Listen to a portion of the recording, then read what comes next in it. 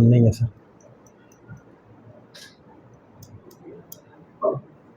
السلام علیکم ورحمۃ اللہ وبرکاتہ. اللہم صلی علی سیدنا مولانا محمد وعلی آل سیدنا و مولانا محمد وسلم. نحمدہ ونصلی ونسلم علی رسولہ النبی الکریم. اما بعد فاعوذ باللہ من الشیطان الرجیم.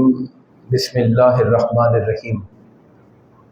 وعاشروہن بالمعروف فإن کرہتموہن شیئا فعسى أن تكرهوا شيئا ويجعل الله فيه خيرا كثيرا. صدق الله مولانا العظيم وبلغنا رسوله النبي الكريم. محترم و مکرم قابل صد احترام سامعین عزیز شان، اللہ تبارک و تعالیٰ کا بے پناہ فضل و احسان ہے اور آقا کریم علیہ الصلاۃ والسلام کے نالین پاک کی خیرات ہے کہ اللہ تعالیٰ نے جمعۃ المبارک کے اس عظیم برکت اور کرم والے دن میں ہمیں اپنے در پر حاضر ہو کر اپنے پیارے حبیب کریم علیہ الصلاۃ والسلام کا ذکر مبارک سننے سنانے، تعلیمات دین کو سمجھنے اور نماز جمعہ کو ادا کرنے کی توفیق بخشی. دعا ہے باری تعالیٰ ہماری اس حاضری کو اپنی بارگاہ میں شرف قبولیت عطا فرمائے. آج گفتگو کے لیے جو عنوان میں نے منتخب کیا ہے اس کا تعلق سیرت نبوی صلی اللہ علیہ وآلہ وسلم کی روشنی میں زوجین کے جو معاملات ہیں، یعنی گھریلو زندگی آقا کی سیرت طیبہ کی روشنی میں. اس کے بعد انشاءاللہ جو اگلا جمعہ ہوگا، چونکہ وہ میلاد پاک کا آغاز ہوگا، تو پھر ہم حضور صلی اللہ علیہ وسلم کے فضائل مبارکہ کے حوالے سے اور شان پاک کے حوالے سے ماہ ربیع الاول کے تمام جمعوں میں انشاءاللہ گفتگو کرتے رہیں گے. آپ کو یاد ہوگا کہ چند جمعہ پہلے میں نے والدین اور اولاد کے باہمی تعلقات پر ایک بات کی تھی. اسی طرح آج ہم میاں بیوی کے باہمی تعلقات آقا کریم علیہ الصلوۃ والسلام کی سیرت طیبہ کی روشنی میں، اور خاص طور پر جو میرا فوکس ہوگا وہ یہ کہ ہم اپنے آقا کریم علیہ الصلوۃ والسلام کی جو گھریلو زندگی تھی تھوڑا سا اس کا ایک منظر آپ تک میں لانے کی کوشش کروں. یہ ہمارے آقا کریم علیہ الصلوۃ والسلام کی شان مبارک ہے اور آپ کے کردار کی عظمت ہے کہ آقا کی زندگی کا کوئی گوشہ بھی ایسا نہیں ہے جسے چھپایا گیا. آج کئی لیڈروں کے بارے میں آپ بات کریں اور بات کرتے ہوئے اگر ان کے گھر تک چلی جائے بات تو لوگ کہتے ہیں جی پرائیویٹ لائف ہے، اس کو نہ چھیڑیں. چونکہ وہاں پر کئی معاملات ایسے ہوتے ہیں جن کے کھلنے سے شخصیت داغدار ہوتی ہے، تو پھر ہر کوئی کہتا ہے جی نہیں یہ بس بات اب وہاں نہ لے جائیں. مگر اللہ پاک نے ہمارے آقا کو ایسا اسوہ حسنہ عطا فرمایا کہ آقا نے ازواج مطہرات اور اپنے قریبی لوگوں کو یہ ہدایت فرمائی ہوئی تھی کہ جو کچھ بھی دیکھو آگے بیان کر دو، جو کچھ بھی دیکھو وہ آگے بیان کر دو. کوئی ایسا پہلو نہیں ہے جس کو چھپا کے رکھنے کی ضرورت ہے. یہ بہت بڑی بات ہے. آپ کو ایسی شخصیات نہیں ملیں گی قائدین میں، رہنماؤں میں، لیڈرز میں. ایسے قائدین اور رہنما نہیں ملیں گے جن کا دن بھی دیکھو، جن کی رات بھی دیکھو، جن کو جلوت و محفل میں بھی دیکھو، جن کو خلوت و گھر کے اندر بھی دیکھو. جن کی دن کی مصروفیات اور جن کے راتیں کیسے گزرتی ہیں وہاں تک کی تفصیلات کتب حدیث کے اندر موجود ہیں۔ آقا کریم علیہ الصلوۃ والسلام کا ازواج مطہرات کے اندر باریاں مقرر کرنا، کس کے گھر جانا ہے، رات کہاں گزار رہے ہیں، یہ ساری باتیں حدیث پاک کے اندر موجود ہیں۔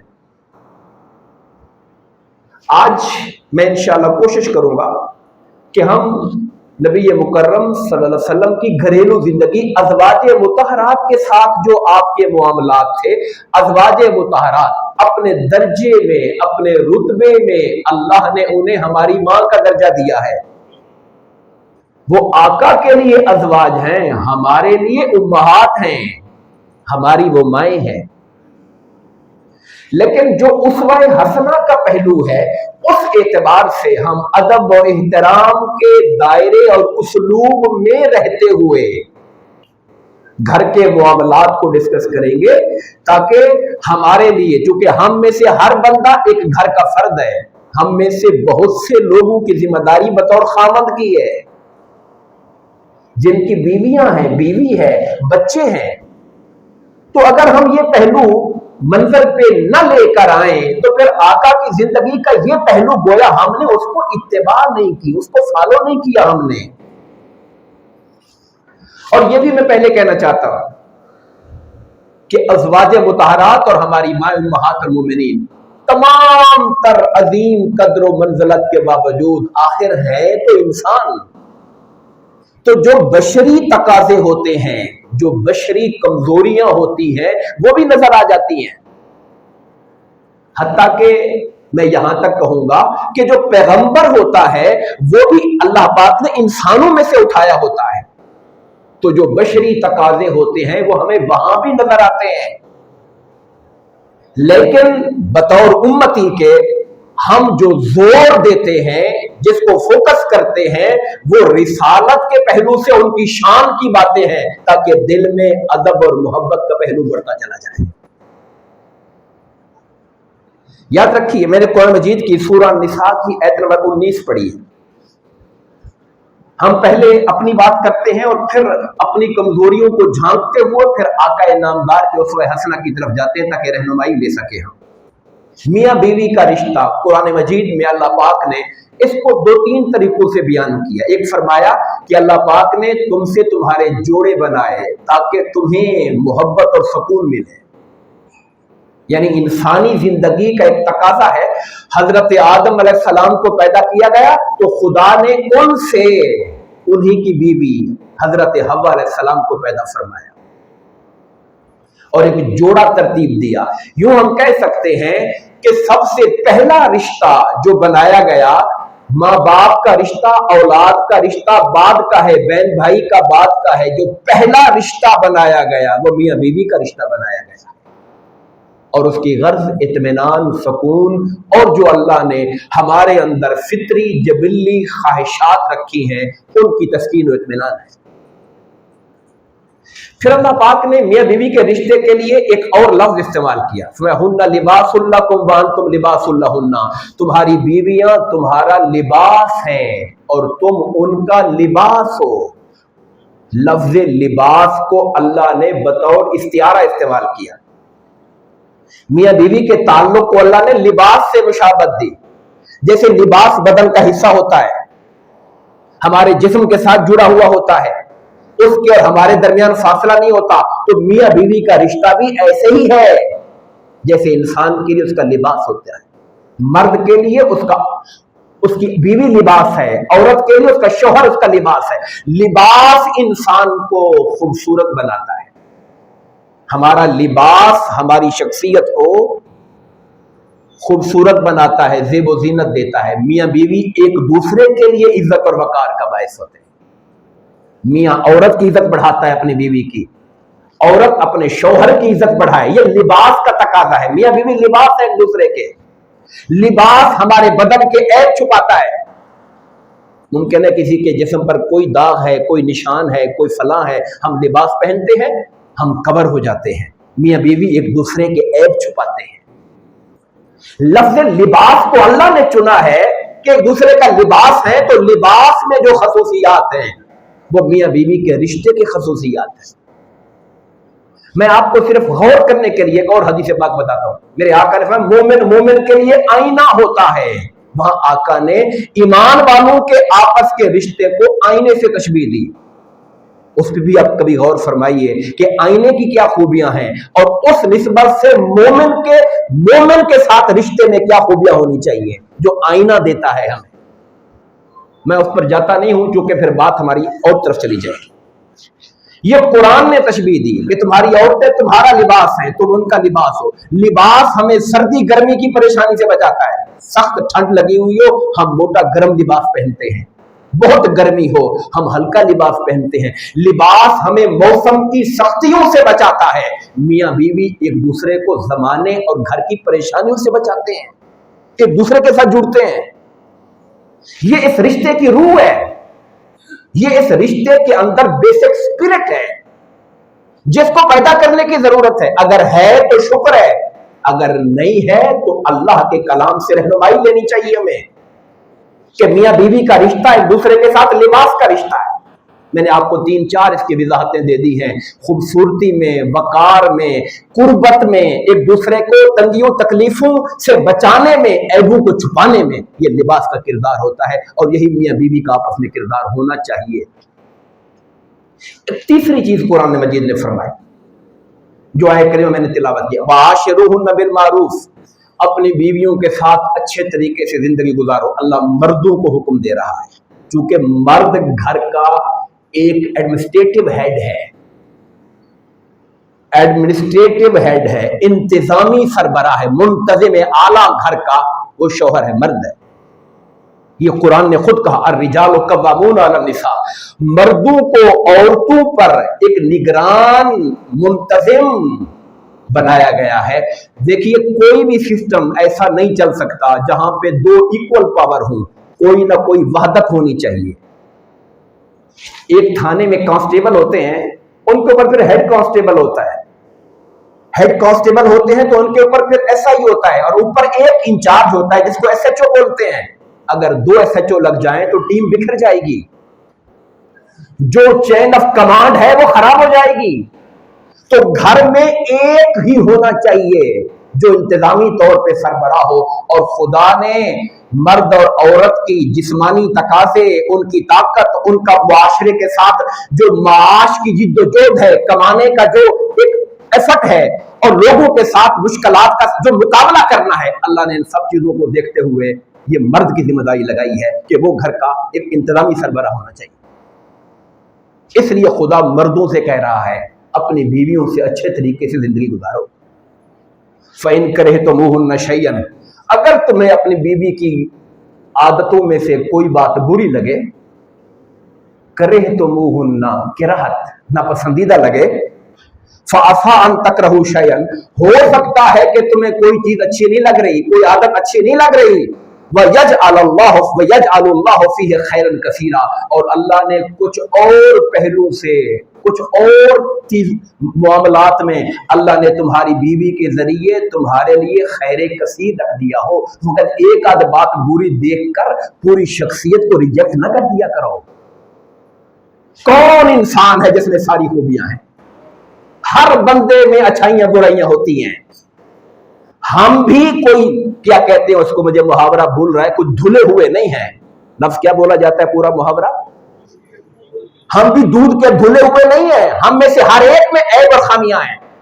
تو عورت بھی اسی معاشرے کا حصہ ہے، بیوی بھی اسی معاشرے کا حصہ ہے، اس میں بھی کوئی اچھائی کوئی برائی ہوگی۔ تو خدا فرماتا ہے فقط کوئی بری عادت جو تمہیں پسند نہیں ہے اس کو دیکھ کر نظر انداز مت کرنا، ہو سکتا ہے اللہ اولاد کی شکل میں ایسی اولاد دے دے تمہاری آنکھیں ٹھنڈی کر دے، اس میں کوئی ایسی شکل ہو سکتی ہے، اللہ اس کی وجہ سے تمہارے رزق میں برکت دے دے، تمہیں اولاد ایسی دے دے جو نیک اور صالح اور تمہارے لیے دنیا اور آخرت میں عزت کا ذریعہ بن جائے۔ تو اگر ایک چیز پہلو پر صبر کرو گے تو اللہ صبر کو ضائع نہیں ہونے دے گا، اللہ کسی اور پہلو سے پھل عطا فرما دے گا اس کا۔ حضور صلی اللہ علیہ وسلم نے اس کی وضاحت اپنے الفاظ میں یوں کی، حدیث پاک بیان کرتا، صحیح مسلم کی حدیث ہے، आका फरमाते हैं कोई मुसलमान मर्द किसी मुसलमान औरत को इसलिए नापसंद ना रखे कि उसकी कोई आदत उसे पसंद नहीं। इसलिए अगर एक आदत पसंद नहीं है तो मुमकिन है कि कोई दूसरी आदत उसे अच्छी लग जाएगी। बंदा एक आदत का तो नहीं होता ना। हो सकता है कि बातचीत के अंदर मामलात में तलखी है, मगर हो सकता है कि आप बीमार पड़े और जिस तरह वो आपकी खबरगिरी करे आपका दिल ठंडा हो जाए। आप जिंदगी में खुद गौर करें, इंसाफ से गौर करें। आपको मालूम होगा कि फलां चीज आपको अच्छी नहीं लगी थी, मगर एक और मौके पर उसने वो काम किया जिससे आपका दिल कह रहा है यार ये है बड़ी अच्छी, ये काम इसने बड़ा अच्छा किया है। तो बैलेंस करना पड़ेगा, आदात को बैलेंस करना पड़ेगा। जहां ना पसंद आया वहां सब्र करें और जो चीज अच्छी है उसको एडजस्ट करके उस पर अल्लाह के भी शुक्रगुजार हो और उसको भी अप्रिशिएट करें। रिश्तों में बिगाड़ क्यों पैदा होता है, मैं मुख्तसरन करता हूं ताकि मैं असल अहादीस की तरफ जाऊं। याद रखिए, जब हर बंदा सिर्फ अपना हक मांगता है और अपना फर्ज अदा नहीं करता, उससे रिश्तों में बिगाड़ आता है। खा वो औलाद और वालिदैन का रिश्ता हो, बहन भाइयों का रिश्ता हो, मियां बीवी का रिश्ता हो, जब बंदा अपने हक पे नजर रखे मगर अपना फर्ज अदा न करे।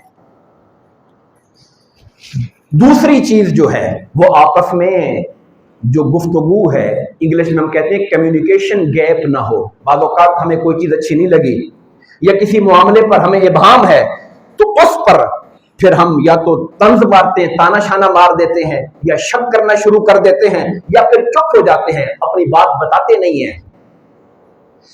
मियां से शौहर के लिए बीवी से बढ़कर और बीवी के लिए शौहर से बढ़कर और कौन सा करीब रिश्ता है? अगर वो आपस की बात आपस में नहीं करेंगे तो उससे मामलात कैसे सुलझेंगे? कोई तीसरा बंदा जब भी इन्वॉल्व होता है, इल्ला माशाअल्लाह बहुत कम केसेस होते हैं, जब बात घर से बाहर चली जाए तो बात बढ़ती है, कम नहीं होती है। इसलिए आपस में गुफ्तगू की जाए, आपस में मुआमला फहमी की जाए।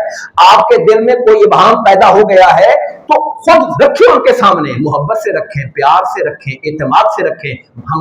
हमारे मुआशरे की आदत यह है कि हम अच्छे तरीके से बात करने की बजाय हम तंज के निश्तर मारते हैं, ताने मारते हैं, जिससे मुआमला सुलझने की बजाय बिगड़ना शुरू हो जाता है। और तीसरी बात यह है कि गैर हकीकत पसंदाना तवक्कुआत।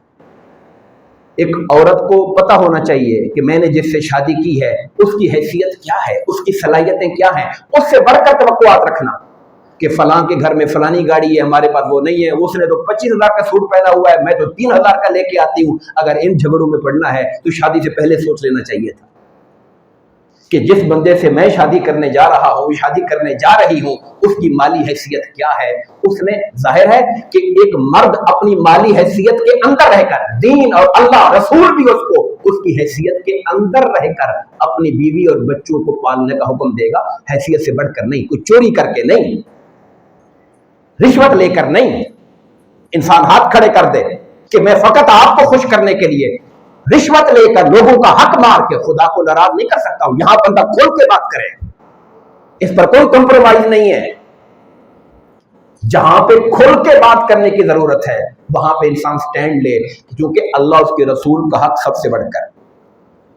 और याद रखिए, हुजूर सल्लल्लाहु अलैहि वसल्लम की मैं चलता हूं उन अहादीस तैयबा की तरफ जिसमें आका करीम अलैहिस्सलाम ने हुक्म भी दिया खवातीन से बेहतरीन बर्ताव करने का, और आका की जिंदगी में आपके घर में ऊंच नीच होती थी तो उसको आका डील कैसे करते थे, मैं वो अहादीस आपके सामने रखना चाहता हूं। जहां तक हुक्म का ताल्लुक है, हज़रत आयशा रज़ियल्लाहु अन्हा से रिवायत है कि हुजूर सल्लल्लाहु अलैहि वसल्लम ने फरमाया, तुम में से बेहतरीन लोग वो हैं जो अपनी औरतों के साथ अच्छा बर्ताव करते हैं। खैरुकुम लिअहलिही, तुम में से अच्छा वो है जो अपने घर वालों के लिए अच्छा है। हमने उलमा हजरात ने एक हदीस हम ज्यादा बताते हैं, खैरुकुम मन तअल्लमल कुरान व अल्लमा, तुम में से अच्छा वो है जो कुरान सीखे और सिखाए। हम ये ज्यादा बयान करते जो कि हमें ये सूट करती है, पढ़ना पढ़ाना है, हम बेहतरीन बंदे हैं, मगर उसी बेहतरीन बंदे को अल्लाह का रसूल ये भी तो कह रहा है ना, बेहतरीन वो है जो अपने घर वालों की नजर में बेहतरीन बंदा है। उस मेयार को भी पूरा करना है। वो जो स्टैंडर्ड आका फरमा रहे हैं वो स्टैंडर्ड भी देखना है یہ نہیں ہے کہ دنیا ساری واہ واہ کرتی ہے جی ماشاءاللہ بڑا اچھا بڑا پیارا اخلاق ہے یہ فلاں ہے، اور گھر میں جائیں تو بیوی کے ساتھ بدسلوکی ہوتی ہو، اور بیوی آپ سے راضی نہیں ہے، خوش نہیں ہے آپ کے ساتھ، آپ ان کے معاملات کے اندر خوش اخلاق نہیں ہے، وہاں نرم نہیں ہے، وہاں آپ کا رویہ اور آپ کا لہجہ پیار اور محبت والا نہیں ہے، جبکہ ساری دنیا کے ساتھ بڑا پیار کرتے ہیں آپ، تو وہ پھر دکھاوا کہلائے گا، آپ کی طبیعت کا حقیقی رنگ نہیں ہوگا، وہ ایک آرٹیفیشل اور مصنوعی اور دکھاوا ہوگا۔ حضرت عائشہ صدیقہ رضی اللہ تعالیٰ عنہ سے ہی مروی حدیث پاک ہے، آقا نے فرمایا مسلمانوں میں کمال ایمان والا، کامل ایمان والا بندہ وہ ہے جس کا اخلاقی برتاؤ اپنی بیوی کے ساتھ لطف و محبت والا ہو، یہ ایمان کے کمال کی بھی نشانی ہے۔ اب میں براہ راست ان حدیث پاک کی طرف جا رہا ہوں جس میں آقا کی ازواج مطہرات چونکہ انسانوں بشری تقاضوں کے ساتھ تھی، اور پھر ظاہر ہے کہ ایک وقت میں آقا کے نکاح میں 9 بیویاں رہیں، تو سوکنوں کا رشتہ جو آپس میں ہوتا ہے اس میں اونچ نیچ بھی ہوتی ہے۔ پہلی حدیث پاک جو میں پڑھ رہا ہوں یہ مسند ابو یعلا کی حدیث پاک ہے۔ حضرت عائشہ فرماتی ہیں کہ آقا نامدار علیہ الصلوۃ والسلام کی باری تھی حضرت سودا کے گھر میں رضی اللہ تعالیٰ عنہ، آقا کی ازواج مطہرات میں سے حضرت سودا رضی اللہ تعالیٰ عنہ، مکہ میں ہی ان کا نکاح حضرت خدیجہ کے بعد ان سے نکاح ہوا تھا۔ حضرت سودا سین واو دال بولے، تو کہتے آقا کی ان کے گھر میں باری تھی، میں نے کچھ میٹھا بنایا ہوا تھا تو میں میٹھا لے کر انہی کے گھر چلی گئی اور حضور کو جا کے پیش کیا۔ حضرت سودا کو بہت برا لگا کہ جی باری میرے گھر میں ہے تو میں جو کروں کھلاؤں پلاؤں گی، میں کھلاؤں پلاؤں گی نا، آپ کیوں لے کے آ گئی ہیں؟ پہلے تو وہ خاموش رہی، جب میں نے کہا جی آپ بھی کھائیں تو انہوں نے کہہ دیا کہ نہیں میں نہیں کھاؤں گی، تو حضرت عائشہ نے حلوہ لیا ان کے منہ پہ مل دیا ناز میں، اور جیسے منہ پہ مل دیا، ان آقا نامدار بیٹھے ہوئے وہاں پر، سرکار نے فرمایا آیت پڑھی جزاء سیئۃ سیئۃ مثلھا، جو برا کام کرے گا اسے اتنی اس کے برابر میں سزا ملنی چاہیے، کہا سودا تم بھی حلوہ اٹھاؤ اس کی منہ مل دو۔ تو دونوں ایک ان پہ لگا رہی ہیں ایک ان پہ لگا رہی ہیں، اور اللہ کے رسول ان کے درمیان تشریف فرما ہے۔ میں نے کہا میں آپ کو وہ حدیث بتانے جا رہا ہوں جو آقا کے گھر کے اندر ہو رہا ہے، اور نبی پاک صلی اللہ علیہ وسلم ہمارے لیے یہ حدیثیں حضرت عائشہ خود بیان کر رہی ہیں، حضرت عائشہ ان کی راویہ ہیں، وہ بیان کر رہی ہیں۔ اور پھر آقا کو اطلاع ملی کہ حضرت عمر تشریف لانے والے وہ آ رہے ہیں، اگر کہ جاؤ اپنا منہ دھو جا کے دونوں، اور اس طریقے سے پھر آقا نے ان کو وہاں سے روانہ کیا۔ ایک اور موقع آیا، کسی اور اہلیہ کے گھر سے آقا کے گھر میں کچھ کھانے کا سامان آیا اور باری حضرت عائشہ رضی اللہ تعالیٰ عنہ کی تھی، انہیں جب وہ پیالہ تھا کوئی اس کو دیکھا کہ کسی اور کے گھر سے آیا، ایسے ہاتھ مارا نیچے پھینک دیا اٹھا کے۔ آقا نام، اب حضور کی طبیعت دیکھیے، میں اصل میں آپ کو آقا کا کردار دکھانا چاہتا ہوں، اس موقع پر ریئیکشن ہمارا کیا ہوتا اور آقا کا کیا تھا۔ حضور کی طبیعت کو سمجھیے، اصل میں ہم نے نماز روزے کو سمجھا ہے، اپنے آقا کی طبیعت کو نہیں سمجھا، حضور کا مزاج کیسا تھا۔ آقا نامدار نے ایک جملہ نہیں بولا حضرت عائشہ سے، آپ خود نیچے آئے اور وہ جو کھانا گر گیا تھا، وہ جو تھا پیالہ وہ بھی ٹوٹ گیا، حضور اس کے ٹکڑے اکٹھے کر رہے تھے، وہ جو لے کر آیا تھا کہنے لگا تمہاری، آقا فرما رہے تھے تمہاری ماں کو غیرت آ گئی ہے، تمہاری ماں کو غیرت آ گئی ہے، یہ جملہ بولا، یعنی انہوں نے کسی اور کے گھر کے آنے پر غیرت کر لی ہے کہ میرے گھر میں کسی اور نے کیوں بھیجا حضور کے لیے، اور اہلیہ نے کیوں بھیجا ہے۔ خود ٹکڑے اکٹھے کر رہے ہیں، خود اس پیالے میں اکٹھا کر رہے ہیں، اور فقط اتنا کہہ رہے ہیں تمہاری ماں کو غیرت آ گئی ہے۔ ایک باہر کا بندہ بھی کھڑا ہوا ہے، یعنی کہ گھر کا ملازم اور کام والا بھی کھڑا ہوا ہے، اس ماحول کے اندر بھی آقا غضبناک نہیں ہوئے، حضور نے کوئی غصے والی بات نہیں کی۔ آگے چلیے، اگلی حدیث پاک حضرت آقا نامدار کی ایک اہلیہ، میرے ذہن سے ابھی نام سکپ ہو گیا، انشاءاللہ یاد آ جائے گا، جن کا تعلق یہود کے ساتھ تھا، حضرت صفیہ رضی اللہ تعالیٰ عنہ، غزوہ خیبر کے موقع پر وہ آقا کے نکاح کے اندر آئی تھی۔ حضرت صفیہ، ان کا قدرتی طور پہ قد کو چھوٹا تھا، چلیں میں قد والی بات نہیں کرتا، آگے چلتے ہیں۔ انہوں نے ایک آقا کی ایک اور زوجہ نے ایک موقع پر ان کا اونٹ بیمار ہو گیا سفر میں، تو کسی نے ان سے کہا، انہوں نے اونٹ مانگا ان سے کہ یہ اونٹ دے دیں، تو انہوں نے کہا، ان کو یہ جملہ بولا، میں نے کہا تقاضا بشری ہے، کہا کہ میں یہودین کو اونٹ نہیں دوں گی۔ نبی پاک صلی اللہ علیہ وسلم ان سے اتنے ناراض ہوئے، مگر ناراض کیسے ہوئے؟ ناراضگی کا طریقہ کیا تھا؟ آقا نے 2.5 مہینے ان سے کلام نہیں کیا۔ ذی الحج، محرم اور سفر کے کچھ دن تھے، سرکار نے کلام نہیں کیا، یہاں تک کہ انہوں نے ان سے معذرت کی، آقا سے معذرت کی، تب آقا نے ان سے کلام فرمایا۔ زندگی کے اندر یہ اونچ نیچ ہو رہی ہے، مگر جو طرز عمل ہمارا ہے، گالی گلوچ کرنا، مارنا پیٹنا شروع کر دینا، شاؤٹ کرنا، چلانا، یہ چیزیں آقا کی زندگی میں نہیں تھی۔ اظہار کیا ناراضگی کا، مگر ناراضگی کا اظہار خاموشی کی شکل میں کیا۔ ایک اور موقع پر کسی نے ان کو کمتر جانا اور کہا کہ تم تو یہود سے آئی ہو، تو آقا نے جانتے کیا جواب دیا؟ کہا صفیہ تم پریشان نہ ہو، تم نے ان سے کیوں نہیں کہا کہ میں ایک نبی کی اولاد میں سے ہوں، یعنی حضرت ہارون علیہ السلام کی اولاد میں سے، میرا چچا بھی پیغمبروں کی اولاد میں سے ہے، یعنی کہ میرے چچا کے خاندان بھی موسیٰ علیہ السلام کی اولاد میں سے ہوں، اور میں پیغمبر کے نکاح کے اندر ہوں، مجھے کیوں کمتر جانتے ہو تم لوگ؟ حضور کہہ رہے تم نے یہ جواب کیوں نہیں دیا ان کو؟ جس نے تمہیں کمتر جانا یا تمہارے بارے میں یہ کہا کہ تم تو ادھر سے آئی ہوئی، آقا نے جواب سکھایا، تم نے کہنا تھا کہ میں حضرت ہارون کی نسل سے ہوں، نبی کی اولاد میں سے ہوں، حضرت موسیٰ میرے چچا لگتے ہیں، یعنی میرے ہارون علیہ السلام کے بھائی لگتے ہیں، اور محمد مصطفیٰ کی اہلیہ ہوں میں تو 3 نبیوں سے میرا رشتہ ہے، تو مجھے کیسے کم کر سکتے ہو؟ تو آقا ان کو یہ بات سمجھا رہے ہیں۔ اور حضرت صفیہ سے یاد آیا، بڑی پیاری ایمان افروز حدیث پاک ہے، چونکہ ان کا قد قدرے چھوٹا تھا، اونٹ پر بیٹھنا ہوتا تھا، اونٹ بھلے نیچے بھی بیٹھا ہو تب بھی بندے کو تھوڑا اوپر چڑھنے کے لیے محنت کرنی پڑتی ہے۔ میرے آقا صلی اللہ علیہ وسلم کا اخلاق مبارکہ یہ تھا کہ آقا بیٹھ کر اپنا گھٹنا نیچے کر دیتے، حضرت صفیہ حضور کے گھٹنے پر پاؤں رکھ کے اونٹ پر بیٹھا کرتی تھی۔ اپنی بیوی کے لیے آقا کی سہولت دیکھیے، جیسے آج ہم کوئی لکڑی کا کوئی بنا لیں، کوئی پیڑھی بنا لیں چڑھنے کے لیے، میرے آقا اپنا گھٹنا، اپنی ران پیش کرتے تھے، ان پر وہ پاؤں رکھ کر اونٹ پہ چڑھ جایا کرتی تھی۔ تو آپ اندازہ لگائیے کہ حضور صلی اللہ علیہ وسلم اپنی بیوی کو کیسے فیسیلیٹیٹ کر رہے ہیں، ان کو سہولت دے رہے ہیں، ان کی مشکل کو دور کر رہے ہیں اور ان کے ساتھ کھڑے ہو رہے ہیں۔ حاضر ندی محترم، ایک بڑا مشہور واقعہ پیش آیا آقا کے ازواج مطہرات کے زمانے میں، جس پر سورہ تحریم کی آیتیں اتری تھی۔ یا ایھا النبی لما تحرم ما احل اللہ لک، اے پیغمبر صلی اللہ علیہ وسلم آپ اس چیز کو حرام کیوں کر رہے ہیں اپنے اوپر جو اللہ نے حلال کی ہوئی ہے؟ اس کے پیچھے کا واقعہ ہے۔ ازواج مطہرات میں سے حضرت زینب، حضور کا عادت تھی کہ عصر کے بعد آپ نے رات جہاں بھی گزارنی ہوتی تھی، لیکن عصر کے بعد آپ تمام ازواج کے گھر میں چکر مارتے تھے، کسی کا کوئی کام، کوئی ضرورت، کوئی سودا، کوئی چیز ہو تو ہر ایک کو پہنچا دیں۔ حضور کی ٹائم مینجمنٹ کیسی تھی؟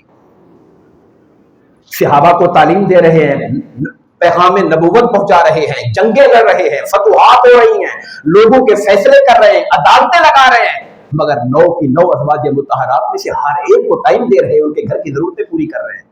عصر کے بعد آقا انعامدار ازواج مطہرات کے گھروں میں چکر لگاتے تھے، ادھر سب کے بعد ہو کے پھر مغرب کی مسجد چلے جاتے۔ تو حضرت زینب رضی اللہ تعالیٰ عنہا نے، حضور کو شہد سے محبت تھی تو وہ شہد سے کوئی شربت بنا لیتی تھی اور وہ آقا کو پلاتی تھی، تو باقی ازواج کے مقابلے میں حضور کا وہاں تھوڑا ٹائم زیادہ لگ جاتا تھا۔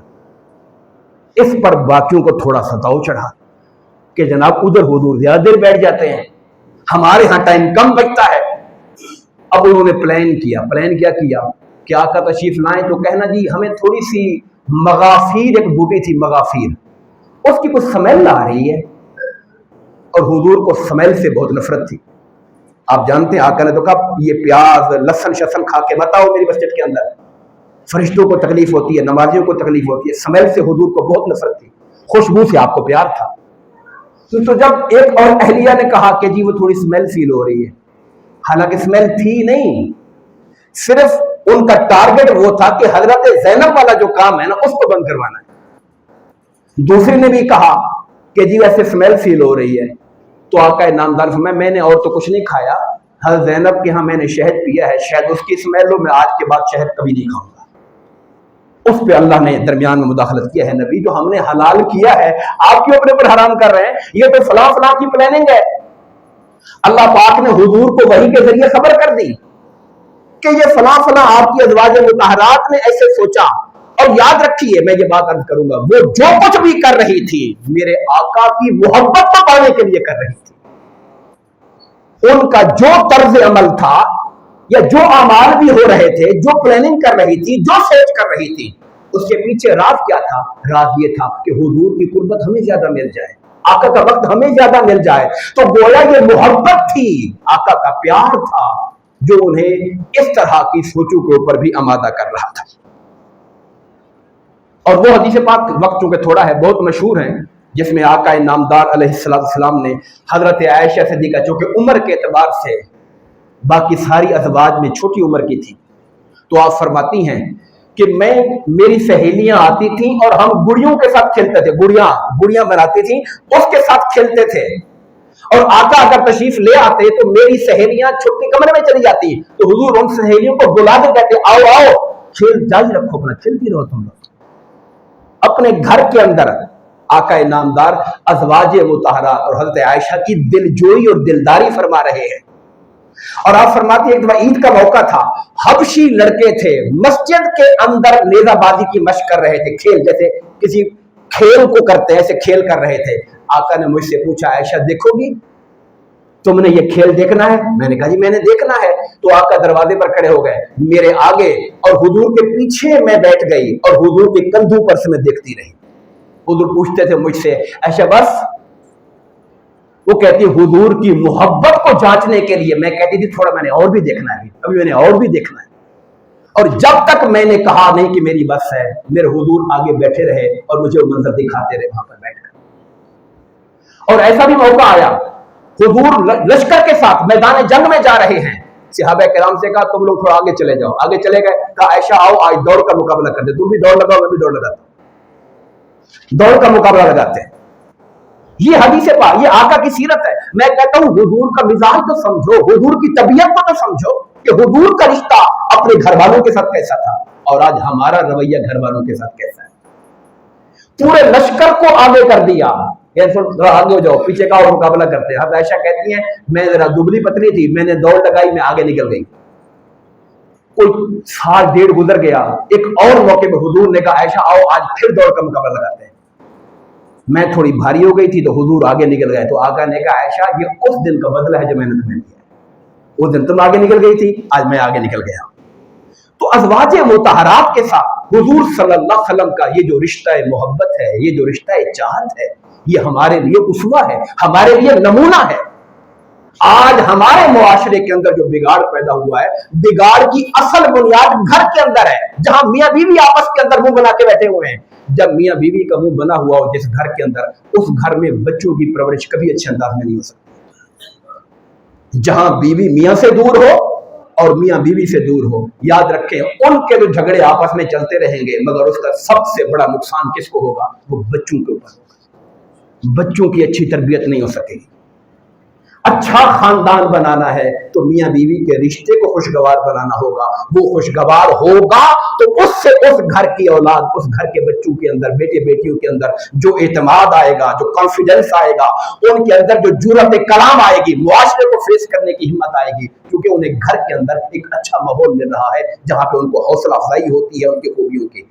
और वो घर में तंगियां, तकलीफें, ताने अगर ये चीजें देखेंगे तो मुआशरे के अंदर वो फेस नहीं कर सकेंगे, उनकी शख्सियत मजरूह हो जाए।